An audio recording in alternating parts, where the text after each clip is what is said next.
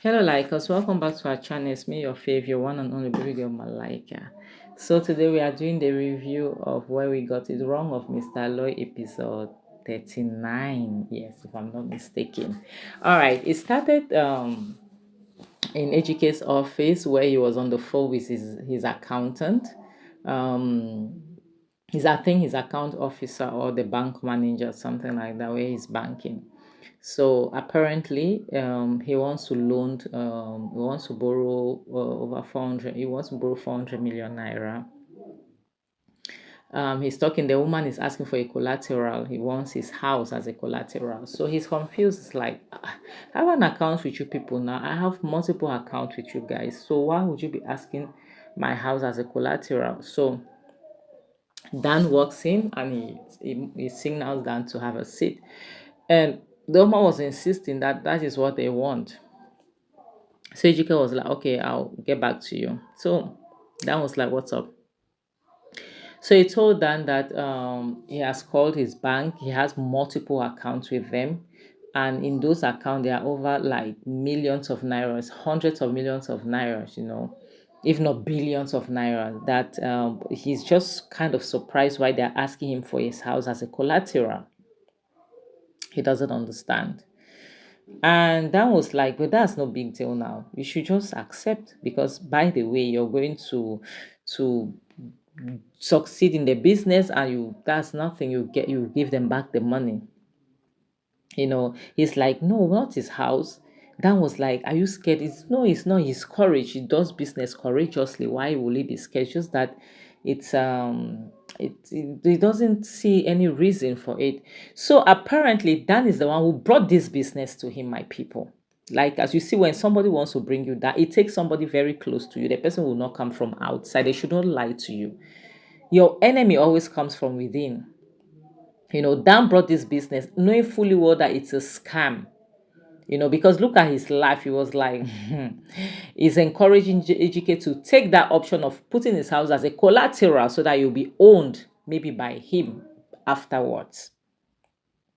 So Ejike was he encouraged him. He was like, no, you're courage now, courageous billion, take this deal. Besides, this deal will fetch us a lot of money. Ejike was like, okay, fine, let me call the bank.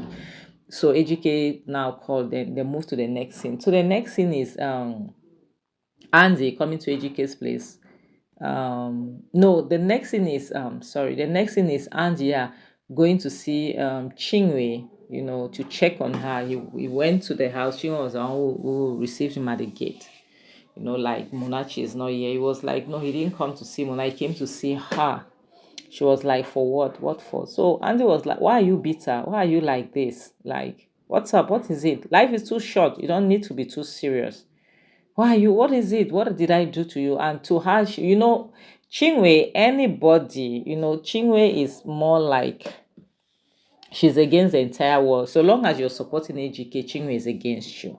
So anyone who is close to Ejike is a problem to Chinwe. Chinwe was like, nothing good can come from Ejike. You are Ejike's friend. Eventually, you are not a good person. So, and Auntie was like, and we all know Auntie is a very good friend. He's a good person. Auntie's like, what are you talking about? It's like, come on.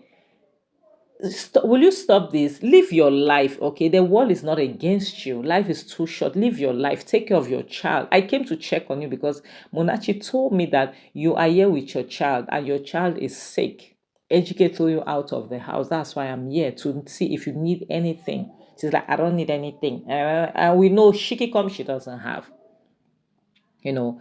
And he told her, like, it's okay, but please take it easy. Ejike is living his life. Ejike has a life. Live your own life for yourself. Live your life on your own terms. Stop drowning in hatred. Stop it. You know, please, like for once, try to do you and forget about your brother. Forget about which is the truth. Everybody has been telling her this. She has to do her and forget about Ejike. So she started feeling bad. And it was like, okay, fine, this is 50K. Use this. I know that Munachi will take care of the hospital bills. I know that Munachi's mother also is taking care of you, which is good, but at least you need something to be going around. So use this so that if you have to go around, you could be going around, okay? But if you need anything, should in case this 50K is not okay, you let me know so that I'll give you more. All right. If you need anything, please do not hesitate to call on me. So he gave her the money and he left. When he left, he went straight to Ejike's place. Hey, he rang the doorbell, and unfortunately for Ejike, was the one who opened it. And then the next thing that met him was a good smack from Andy. And Ejike was like, "What are you? Why did you smack me? Like, what's going on?" Andy was like, "What is wrong with you? Ejike, what is your problem in this life?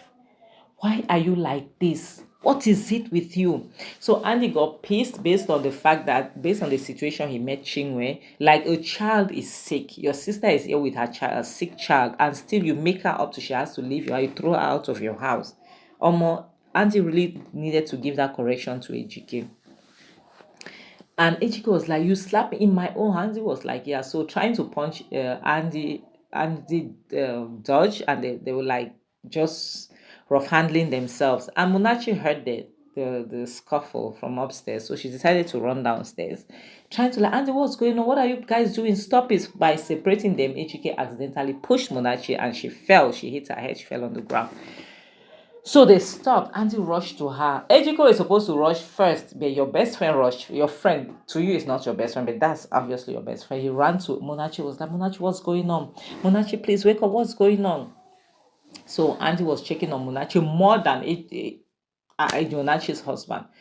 And see, Andy, all he could do, "Hey, Andy, you've spied my wife. You've spied my woman. You did this. It's you." Andy was like, "What? You pushed her? I didn't push her.